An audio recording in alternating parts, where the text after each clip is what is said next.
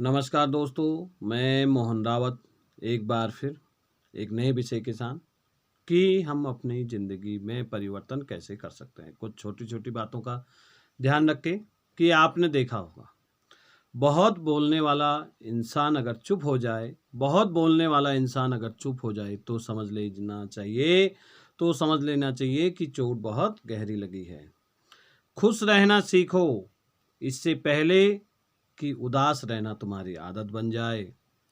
मेहनत का फल और मुसीबतों का हल, मेहनत का फल, मुसीबतों का हल और आने वाला कल सब ईश्वर के हाथ में है। अकेलापन क्या होता है? कोई ताजमहल से पूछे अकेलापन क्या होता है?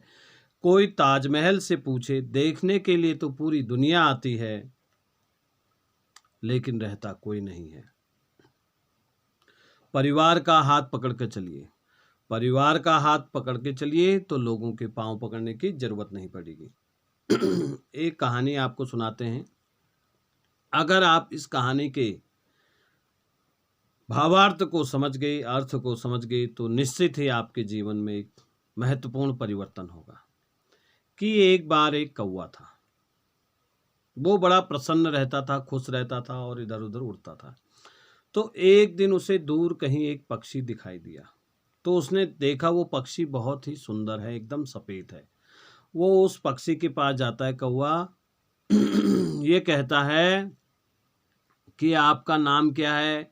उसने कहा मेरा नाम हंस है। कौवा कहता है कि भाई हंस, तुम तो सुंदर भी बहुत हो और इसका अर्थ तुम्हें बहुत अच्छा लगता होगा, बहुत मजा आता होगा। हंस ने कहा नहीं, मेरे से सुंदर भी एक कोई है, वो तोता है। तो कौवा तोते के पास गया। उसने तोते को देखा कि हरे रंग का तोता था और चोंच में उसका रेड कलर लाल हो रहा था।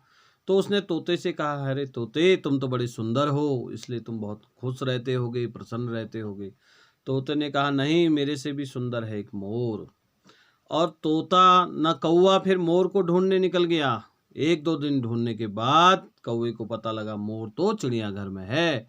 जैसे ही वो चिड़ियाघर में गया तो उसने देखा मोर के साथ लोग फोटो खिंचा रहे हैं, कोई उसे कुछ खिला रहा है।